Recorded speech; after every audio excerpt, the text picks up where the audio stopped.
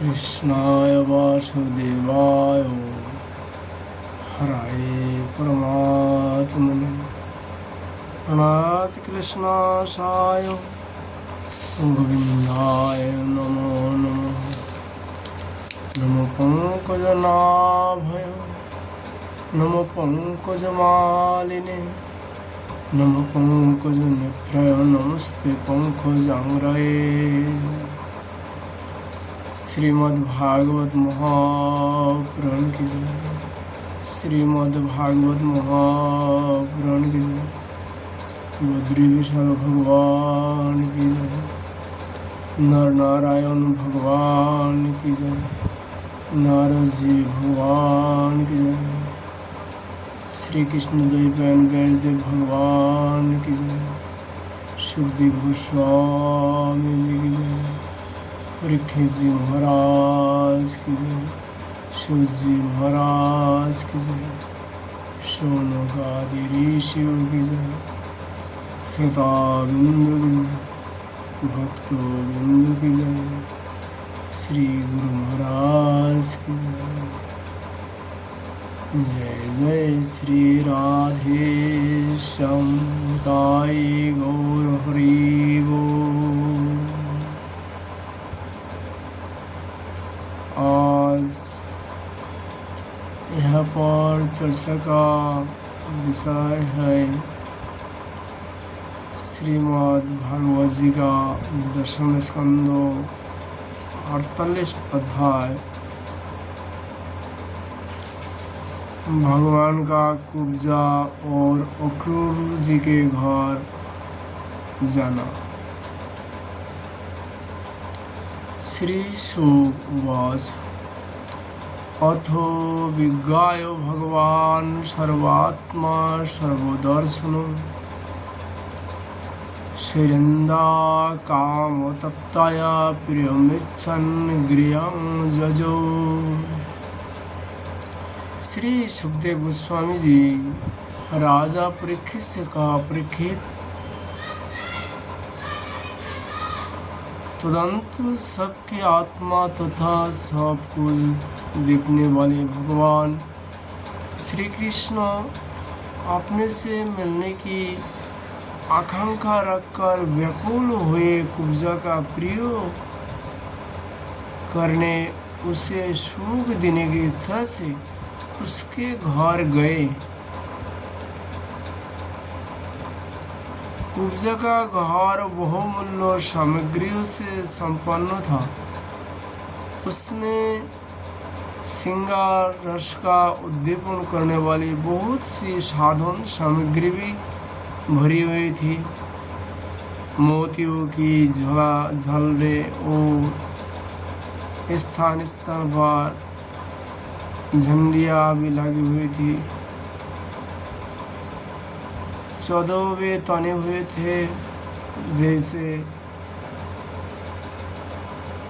सेजें बिछाई हुई थी और बैठने के लिए बहुत सुंदर सुंदर आसन लगे हुए थे।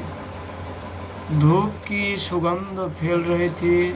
दीपक की शिखाएं जगमगा रही थी। स्थान स्थान पर फूलों के हार और चंदन रखे हुए थी। भगवान को अपने घर आते देख कुब्जा तुरंत हरबरा कर अपने आसन से उठ खड़ी हुई और सखियों के साथ आगे बढ़कर उसने विधि पूर्वक भगवान का स्वागत सत्कार किया। फिर श्रेष्ठ आसन आदि देकर विविध उपचारों से उनकी विधि पूर्वक पूजा की। कुब्जा ने भगवान की परम भक्त उद्धव जी की भी समुचित रीति से पूजा की, परंतु वे उसके सम्मान के लिए उसका दिया हुआ आसन सोकर धरती पर ही बैठ गए। अपने स्वामी के सामने उन्होंने आसन पर बैठने का उचित ना समझे। भगवान श्री कृष्ण सच्चिदानंद स्वरूप होने पर भी लोकाचार और अनुकरण करते हुए तुरंत उसकी बहुमूल्य शेष पर जा बैठे। तो अब कुब्जा स्नान, अंगराग, वस्त्र, आभूषण, हार, गंधो, इत्र आदि तांबूल और सुधा सब आदि से अपने को खूब सजाया कर लीलामय लजीली मुस्कान तथा हाव भाव के साथ भगवान की ओर देखते हुए उनके पास आई। कुब्जा नवीन मिलन के संकोच से कुछ झिझक रही थी, तब श्याम सुंदर श्री कृष्ण ने उसे अपने पास बुला लिया और उसकी कंकुन से सुशोभित कलाई पकड़कर अपने पास बैठे लिया और उसके साथ क्रिया करने लगे। सुखदेव गोस्वामी जी राजा परीक्षित से कहा, परीक्षित, कुब्जा ने इस जन्म में केवल भगवान को अंगोराग अर्पित किया था। उसी एक शुभ कर्म के फल स्वरूप उसे ऐसा अनुपम अवसर मिला है।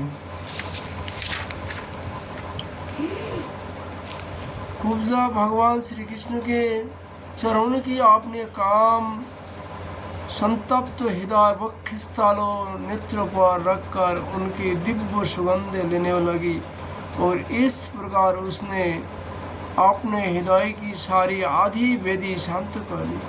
वक्षस्थल से सटी हुई आनंद मूर्ति प्रियोतम श्याम सुंदर का अपनी दोनों भुजाओं से गाढ़ आलिंगन करके कुब्जा ने दीर्घकाल से बरे हुए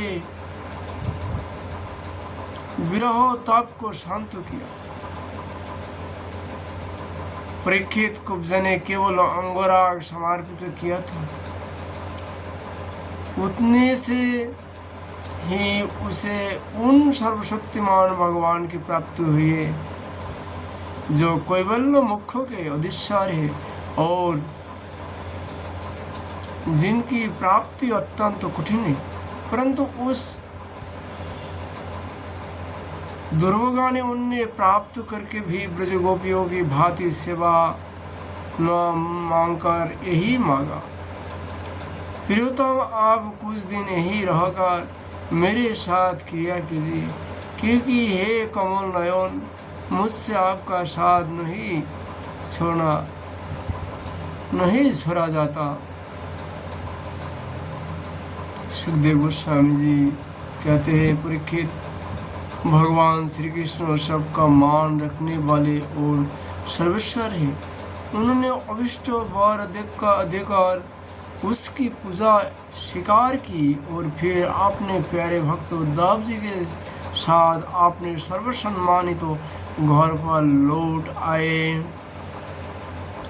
परीक्षित, भगवान ब्रह्मा आदि समस्त ईश्वरों के भी ईश्वर है, उनका प्रसन्न कर लेना भी जीव के लिए बहुत बड़ी कठिन है। जो कोई उन्हें प्रसन्न करके उनसे विषय सुख मांगता है वह निश्चय ही दुर्बुद्धि है, क्योंकि वास्तव में विषय सुख अत्यंत तुच्छ नहीं के बराबर है। तदंतर एक दिन सर्वशक्तिमान भगवान श्री कृष्ण बलराम जी और उद्धव जी के साथ अक्रूर जी के अभिलाषा पूर्ण करने और उनसे कुछ काम लेने के लिए उनके घर गए। अक्रूर जी ने दूर से ही देख लिया कि हमारे परम बंधु मनुष्य लोग शिरोमणि भगवान श्री कृष्ण और बलराम जी आदि पधार रहे। वे तुरंत उठकर आगे गए और आनंद से भरकर उनका अभिनंदन और आलिंगन किया। अक्रूर जी ने भगवान श्री कृष्ण और बलराम जी को नमस्कार किया तथा उद्धव जी के साथ उन दोनों भाइयों ने भी उन्हें नमस्कार किया। जब सब लोग आराम से आसन पर बैठ गए तब अक्रूर जी उन लोगों की विधिवत पूजा करने लगे। सुखदेव गोस्वामी जी कहते, परीक्षित, उन्होंने पहले भगवान की चरण सिर पर धारण किया और फिर अनेकों प्रकार की पूजा सामग्री, दिव्य वस्त्र गंधमाल्य और शिष्ट आभूषण से उनका पूजन किया। शीश झुकाकर उन्होंने प्रणाम किया और उनके चरणों को अपने गोद में लेकर दबाने लगे। उसी समय उन्होंने विनयवानोद होकर भगवान श्री कृष्ण और बलराम जी से कहा, भगवान, यह बड़े ही आनंद और सौभाग्य की बात है कि पापी कंस अपने अनुयायी के साथ मारा गया। उसे मारकर आप दोनों ने यदुवंशों को बहुत बड़े संकट से बचा लिया है तथा उन्नत और समृद्ध किया है। आप दोनों जगत के कारण और जगत रूप आदि पुरुष है। आपके अतिरिक्त और कोई वस्तु नहीं है, न कारण न तो कार्य। परमात्मा अपने ही अपनी शक्ति से इसकी रचना की है और आप ही अपनी काल माया आदि शक्तियों से इसमें प्रवेश होकर जितनी भी वस्तु देखी और सुनी जाती है उनके रूप में प्रतीत हो रहा है। जैसे पृथ्वी आदि कारण तत्व से ही उनके कार्य स्थावर जंगम शरीर बनते हैं, वे उनमें अनुप्रविष्ट से होकर अनेक रूपों में प्रतीत होते हैं, परंतु वास्तव में वे कारण रूप ही हैं। इसी प्रकार है तो केवल आप ही, परंतु आपने कार्य रूप जगत के शिक्षा से अनेक रूपों में प्रतीत होती है। यह भी आपकी एक लीला है प्रभु।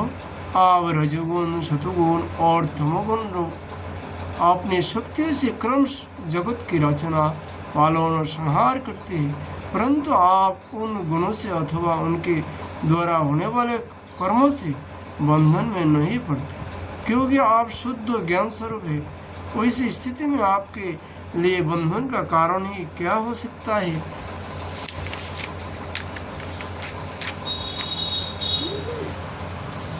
प्रभु स्वयं आत्मा वस्तु में स्थूल देह, सूक्ष्म देह आदि उपाधि न होने के कारण न तो उसमें जन्म मृत्यु है और न किसी प्रकार का भेदभाव। यही कारण है कि न आप में बंधन है न मुख। आप में अपने अभिप्राय के अनुसार बंधन या मुख की जो कुछ कल्पना होती है उसका कारण केवल हमारा अविवेक ही है। आपने जगत के कल्याण के लिए ही यह सनातन वेद मार्ग प्रकट किया है। जब जब इसी पाखंड पथ से चलने वाले दुष्टों के द्वारा क्षति पहुंचाती है तब आप शुद्ध सतमय शरीर ग्रहण करते हैं। प्रभु, वही आप इस समय अपने अंशों बलराम जी को साथ पृथ्वी का भार दूर करने के लिए वसुदेव जी के घर में अवतीर्ण हुए। आप असुरों को अंशों से उत्पन्न नाम मात्र से शासकों को 100 अक्षयणी सेना का संहार करेंगे और यदुवंशों के जश का विस्तार करेंगे।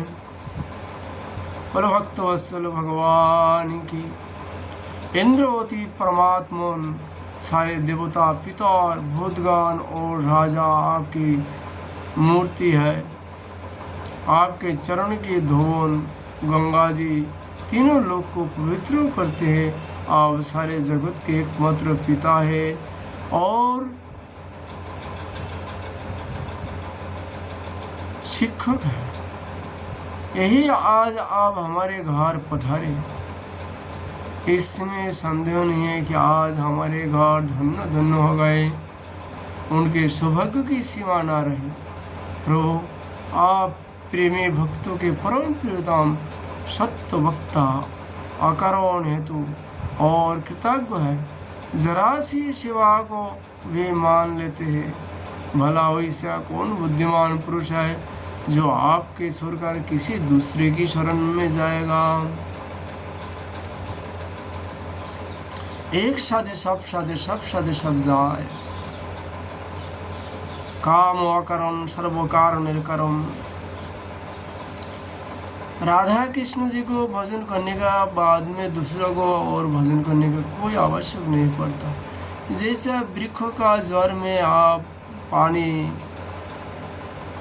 सेचन करेंगे तो फूल पत्ता शाखा प्रशाखा में सभी जगह में पहुंच जाते, उसी प्रकार राधा कृष्ण जी का भजन करने से सारे देव देवता, सारे पितृपुरुष सभी का ही पूजन हो जाता है। इसलिए श्रीमद् भागवत जी यही कहते हैं कि कामना लेके भजन करे और निष्काम होकर भजन करे, केवल राधा कृष्ण जी के ही भजन करे। आप अपना भजन करने वाली प्रेमी भक्तों की समस्त अभिलाषाएं पूर्ण कर देती है, यहाँ तक कि जिसकी कभी खोती और वृद्धि नहीं होती, जो एक राशि अपने उस आत्मा का भी आप दान कर देते हैं। भक्त के कष्ट मिटाने वाला है और जन्म मृत्यु के बंधन से छुड़ाने वाले प्रभु, बड़े बड़े जोगिराज और देवराज भी आपके स्वरूप को नहीं जान सकते, परंतु हमें आपका साक्षात दर्शन हो गया। यह कितनी सौभाग्य की बात है प्रभु। हम स्त्री पुत्र धन स्वजन गेहो और देहो आदि के मोह की रस्सी से बंधी हुई है। अवश्य यह आपके माया का खेल है। आप कृपा करके इस गारे बंधनों को शीघ्र ही काट दीजिए।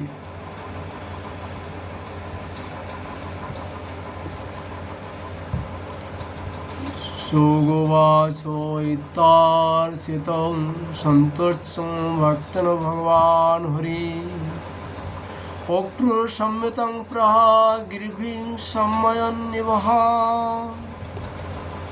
सुखदेव गोस्वामी जी कहते, परीक्षित, इस प्रकार भक्त अक्रूर जी ने भगवान श्री कृष्ण की पूजा और स्तुति की। इसके बाद भगवान श्री कृष्ण ने मुस्कुरा कर अपने मधुर वाणी से उन्हें मानो मोहित करते हुए कहा। भगवान श्री कृष्ण ने कहा, त्वं न गुरु पितृश्च श्लोकाग्ं बन्धुश्च नित्यदा वयं तु रक्षं पुरुषाश्च अनुकंपया प्रजाएव।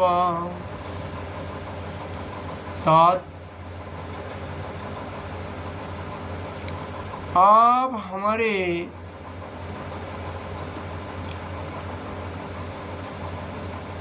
गुरु हितोपदेशक और शासा है। हमारे वंश में अत्यंत प्रशंसनीय तथा हमारे सदा की हितैषी है। हम तो आपके बालक हैं और सदा ही आपकी रक्षा पालन और कृपा के पात्र हैं। अपना परम कल्याण चाहने वाले मनुष्यों को आप जैसे परम पूजनीय और महाभाग्यवान संतों की सर्वदा सेवा करनी चाहिए।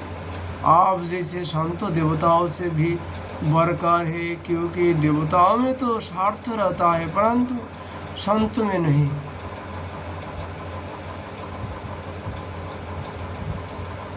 आपका प्रश्न हो सकता है, शांत किसको कहूँगा? जिसको हम विश्वास करूँगा वही तो देखता हूँ लालची बन जाता है। नहीं, गीता जी में कहा है जे अत्यंत दुराचारी व्यक्ति भी यदि भगवान श्री कृष्ण का भजन करे तो अभी उनको साधु ही मानना चाहिए, साधु का मर्यादा देना चाहिए। उसका कर्म उसका साथ ही आपका कर्म आपका साथ। इसलिए आपका भाव सामंजस्य होना जरूरी है।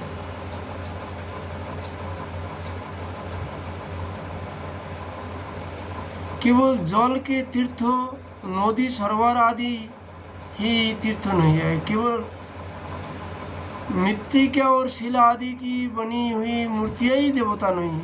चाचा जी, उनकी तो बहुत दिनों तक श्रद्धा से सेवा की जाए तो वे पवित्र करते हैं, परंतु संत पुरुष तो अपने दर्शन मात्र से पवित्र कर देते हैं। चाचा जी, आप हमारे हितैषी शहीदों में सर्वश्रेष्ठ है, इसलिए आप पांडवों का हित करने के लिए तथा उनका कुशल मंगल जानने के लिए हस्तिनापुर जाइए। हमने ऐसा सुना है कि राजा पांडु के मर जाने पर अपने माता कुंती के साथ युधिष्ठिर आदि पांडव बड़े दुख में पड़ गए थे। अब राजा धृतराष्ट्र उन्हें अपनी राजधानी हस्तिनापुर में ले आए और वे वही रहते हैं। पांडव इतना दुख पाए कि धर्मराज युधिष्ठिर जब भीष्म पितामह से प्रश्न किया था राजधर्मों विषय में, तो धर्मराज को प्रश्न का जवाब में महावीर भीष्म पितामह ने कहा है, युधिष्ठिर, तुम्हारा ये दुख, जितना कष्ट तुमने पाया हो, इसको तुम लायक कभी नहीं था, लेकिन फिर भी तुम इतना दुख सहन कर लिया। इतना दुख में तुम डूबे हुए थे जो चर्चा का लायक नहीं है, लेकिन तुम्हें दुख पाने का लायक नहीं है। फिर भी तुम्हारा जो दुख हुआ, ये मानता हूँ सर्वात्मा श्री हरि का इच्छा ही है। विधाता का विधान कोई काट नहीं सकता।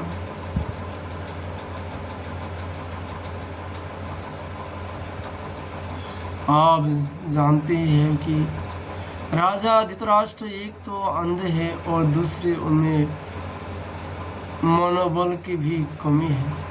उनका पुत्र दुर्योधन बहुत दुष्ट है और उसके अधीन होने के कारण वे पांडवों के साथ अपने पुत्र जैसा समान व्यवहार नहीं कर पाते।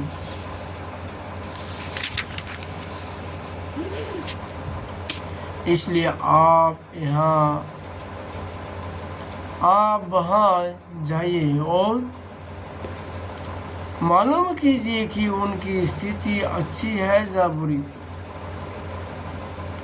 आपके द्वारा उनका समाचार जानकर मैं ऐसा उपाय करूँगा जिससे उन शहीदों का शोक मिले। सर्वशक्तिमान भगवान श्री कृष्ण क्रूर जी को इस प्रकार आदेश देकर बलराम जी और उद्धव जी को साथ वहां से अपने घर लौट आए। इति श्रीमद् भागवत महापुराणे पारमहंस संहितायां दशम स्कंदे पूर्ववर्ती अष्टादश अध्याय। आज हम लोग श्रीमद् भागवत जी का चर्चा यही विश्राम करता हूँ। राधा माधव जी की कृपा होने पर फिर हम लोग भगवान लीला साधन करेंगे। राधे राधे।